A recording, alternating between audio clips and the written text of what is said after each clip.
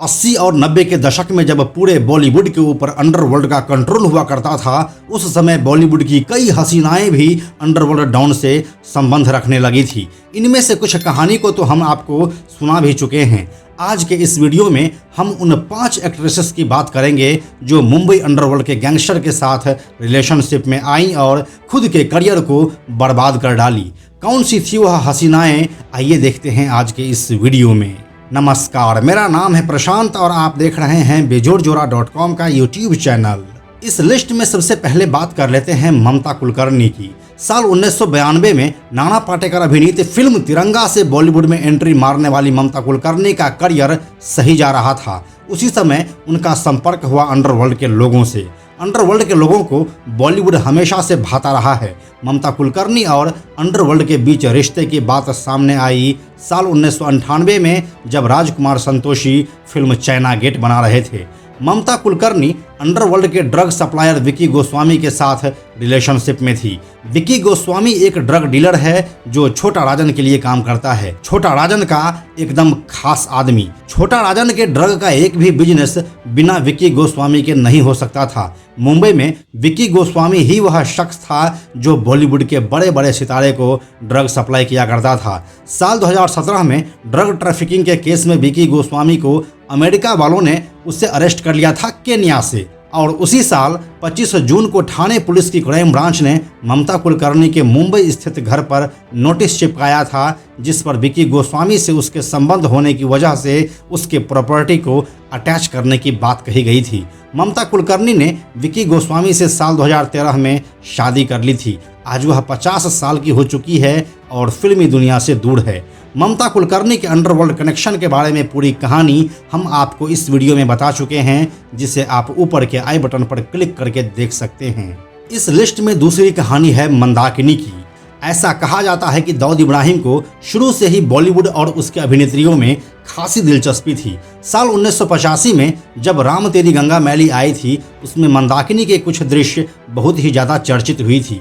उस समय में वायरल जैसा कुछ तो होता नहीं था। इन्हीं सब दृश्यों ने शादीशुदा दाऊद को मंदाकिनी की ओर आकर्षित किया और दोनों अब मिलना जुलना भी शुरू कर चुका था। लेकिन डी कंपनी के बॉस को साल 1986 में बॉम्बे से भागना पड़ा और अब उसका नया ठिकाना दुबई था। अब मंदाकिनी भी दुबई आना जाना शुरू कर दी। डी कंपनी के बॉस दाऊद को भी मंदाकिनी का साथ इतना ज़्यादा पसंद आने लगा था कि अब वह खुलेआम मंदाकिनी के साथ दुबई में घूमने लगा। यह बात बॉलीवुड के गलियारों में अब चर्चा का विषय बन चुकी थी कि दाऊद का मंदाकिनी से अफेयर चल रहा है और मंदाकिनी जितने भी फिल्मों में काम कर रही है उसमें दाऊद का रुपया लगा हुआ है। इतना सब हो ही रहा था कि शारजाह के स्टेडियम में मैच देखते हुए दाऊद संग मंदाकिनी की तस्वीर जारी हो गई। इस तस्वीर में दोनों काफ़ी खुश और कंफर्टेबल लग रहे थे। शादीशुदा दाऊद अमूमन ऐसा करने से अब तक बचता रहा था, लेकिन अब सरेआम उसकी यह तस्वीर जारी करने के बाद कथित तौर पर दाऊद इब्राहिम भी मंदाकिनी से दूरी बनाने लगा। जन्म से क्रिश्चियन मंदाकिनी ने साल 1990 में डॉक्टर केग्योर रेम्पोशे ठाकुर से शादी कर ली और बौद्ध धर्म अपना ली। अभी वह मुंबई में ही रहती है और उनको एक बेटा और एक बेटी है। इस कहानी को विस्तार से हमने इस वाली वीडियो में सुना दिया है, जिसे आप ऊपर के आई बटन पर क्लिक करके देख सकते हैं। इस लिस्ट में तीसरा नाम है अनीता अयूब का। एक्ट्रेस अनीता अयूब के भी दाऊद इब्राहिम संग संबंध रह चुके हैं। वहीं रिपोर्ट्स में इन दोनों के रिश्तों के बारे में यहाँ तक बताया जाता है कि एक बार जावेद सिद्दीकी ने अपनी फिल्म में अनीता को कास्ट करने से मना कर दिया था, जिसके बाद दाऊद ने जावेद सिद्दीकी को जान से मरवा दिया। अनीता अयूब के इस केस को भी मीडिया ने बहुत जोर शोर से उठाया था। आपको हम यह कहानी पूरे विस्तार से आगे आने वाले वीडियो में बताने वाले हैं। इस लिस्ट में चौथा नाम है मोनिका बेदी का। मोनिका बेदी के एक्टिंग के पढ़ाई के दौरान ही उनको साल 1994 में हिंदी फिल्म मैं तेरा आशिक में काम मिल गया और वह उस फिल्म की लीडिंग लेडी बन गई। यहाँ से मोनिका का फिल्मी सफ़र शुरू हो चुका था। इसके बाद वह तेलुगु फिल्म ताजमहल में काम की और उनको पहचान मिल गई। साल 1995 में सुरक्षा नाम की एक हिंदी फिल्म आई, जिसमें सैफ अली खान, सुनील शेट्टी और आदित्य पंचोली जैसे स्टार कास्ट थे। इस फिल्म ने उनको एक लोकप्रिय अभिनेत्री बना दिया था। अब वह तमिल, तेलुगु, हिंदी और बंगाली फिल्मों में सक्रिय हो चुकी थी। उनको अब ढेर सारा काम मिलने लगा था और साथ ही स्टेज शोज भी। मोनिका बेदी काम के सिलसिले में दुबई में थी। फोन पर उन्हें दुबई में एक स्टेज शो करने का ऑफर मिला।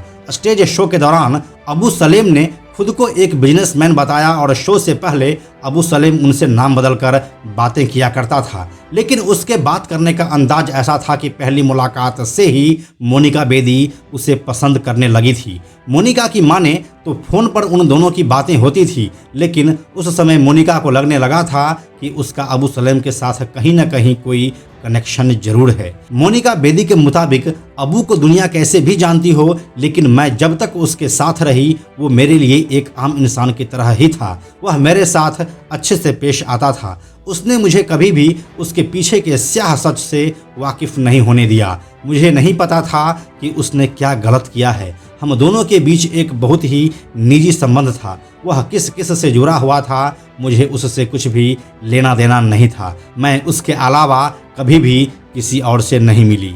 मोनिका बेदी का फिल्मी करियर जितना स्लो पहले था, अबू सलेम से रिश्ते के बाद वह उससे भी ज़्यादा बदतर हो गया। फाइनली साल 2007 में मोनिका ऑफिशियली अबू सलेम से डिवोर्स ले ली। मोनिका बेदी और अबू सलेम वाले किस्से को पूरे विस्तार से हमने इस वाले वीडियो में बता दिया है, जिसे आप ऊपर के आई बटन पर क्लिक करके देख सकते हैं। इस लिस्ट में 5वां और आखिरी नाम है सोना का। ऐसा कहा जाता है कि हाजी मस्तान मधुबाला की खूबसूरती पर मरता था। वह उनका इस कदर दीवाना था कि बस अपना बनाना चाहता था। हाजी मस्तान मधुबाला से अपने प्यार का इजहार करना चाहता था, लेकिन फिर उनकी असमय मृत्यु हो गई। मधुबाला की मौत से जहां हाजी मस्तान को धक्का लगा, तो वहीं उनके मौत से उनकी हमशक्ल सोना की किस्मत ही खुल गई।